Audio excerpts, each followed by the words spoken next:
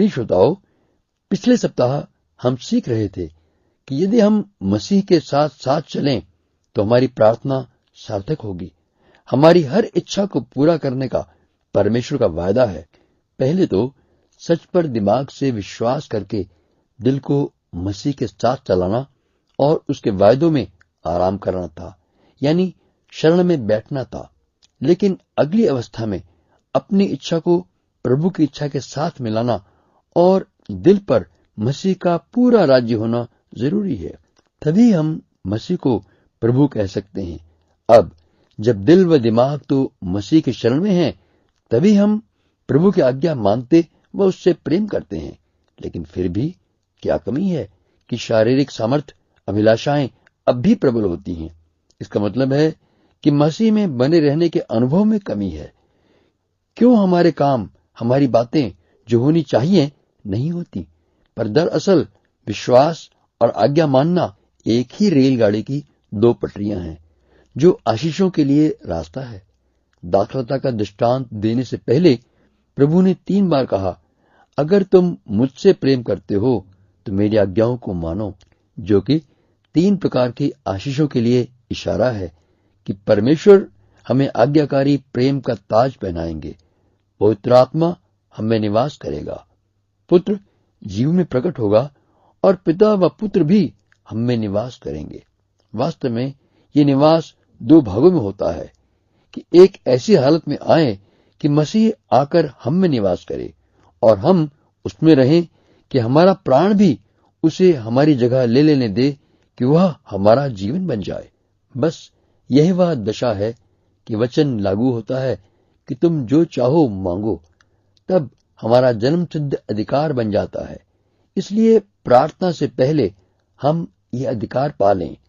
परमेश्वर आपके साथ है, पवित्र आत्मा आपका सहायक है। इसलिए मेरे प्यारे विश्वासी भाई बहनों, हम इस हकीकत को मान लें कि क्योंकि परमेश्वर की इच्छा के मुताबिक हम जो मसीह में बने नहीं रहते, इसी कारण समाज के भ्रष्टाचार, संसारिकता और सभी अन्य जाति के कामों के विरोध में कलीसिया कमजोर है। इन सारी दुष्टताओं के बीच प्रभु अपनी कलीसिया को जयवंत से बढ़कर बनाना चाहता है। हम इसका विश्वास करें कि प्रभु अपने वायदे का पक्का है कि प्रभु अपनी जयवंत कलीसिया बना रहे हैं, जिस पर शैतान का हमला प्रबल नहीं हो सकता। इसलिए कमर कस लो, दाखलता में लगे रहकर सदा बढ़ने वाले जीवन में चलो, क्योंकि पिता परमेश्वर की आज्ञा अनुसार प्रभु में बने रहना हमारी पहुंच में है, क्योंकि प्रभु हमें इस योग्य बनाता है। इसलिए हम सारी बातों को तुच्छ जानकर कहें, जो कुछ मैंने आज तक पाया वो काफी नहीं, बल्कि जैसे प्रभु मुझे पहचानते हैं मैं भी उन्हें उसी तरह पहचान लूं। मैं उनके साथ इस तरह से जुड़ जाऊं कि उसकी भरपूरी का आनंद लेता रहूं। मसीह की भरपूरी यानी कि उसकी आज्ञाकारिता, नम्रता, दीनता, सामर्थ और दिलेरी में बढ़ूं, ताकि वो अपने वायदे मेरे जीवन में पूरे कर सके।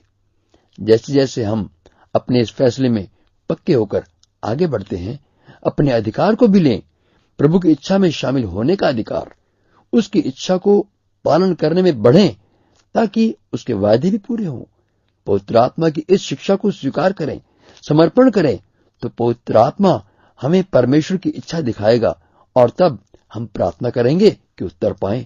इसलिए थोड़े में तसल्ली करके न बैठ जाएं, बल्कि प्रभु ने जो वादा दिया है कि यदि तुम मुझ में बने रहो तो जो चाहो मांगो और वह तुम्हारे लिए हो जाएगा, उसको पूरी तरह नए तौर से जान लेने के लिए प्रभु से प्रार्थना करें कि प्रभु इस भेद को साधारण रूप में मुझे समझा, मेरे दिल में डाल दे कि मैं इसे स्वीकार कर पूरी सामर्थ्य से बढ़ सकूं।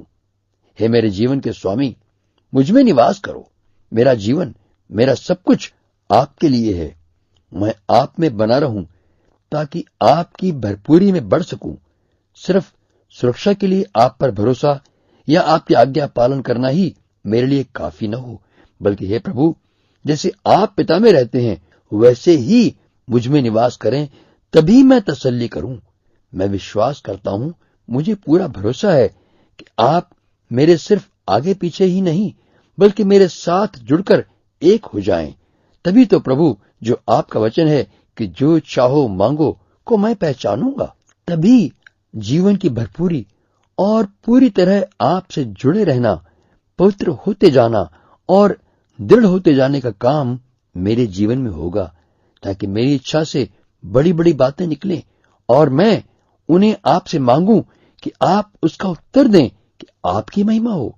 मैं जानता हूं कि आप मुझे भरोसा व आनंद देना चाहते हैं कि आपके वायदे पहले से बढ़कर मेरे जीवन में प्रकट हों, क्योंकि आपसे प्रेम करने वालों के लिए आपने ऐसी आशीषें रखी हैं जो कि हमारे दिल और दिमाग की सोच से कहीं बढ़कर हैं।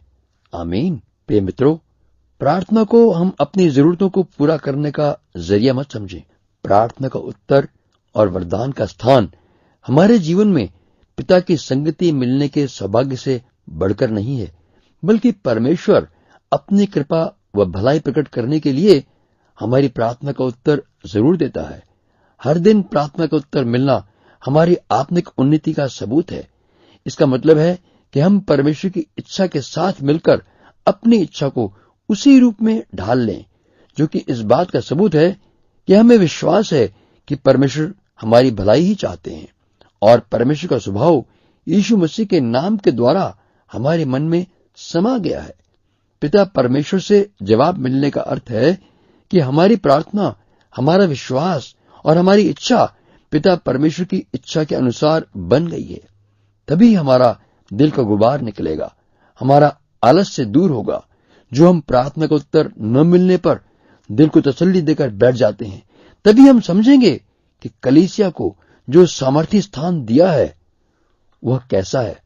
तभी जानेंगे कि क्यों हम प्रभु यीशु के नाम में दिलेरी से प्रार्थना न करके किस कमजोरी के शिकार बन गए।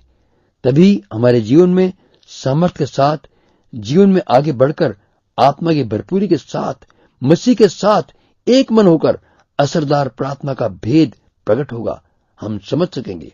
इसलिए याद रखें कि परमेश्वर हमारे मनों को जांचता है कि हम अपने जीवन में परमेश्वर के वचन को, उसकी प्रभुता को महत्व देते हैं क्या।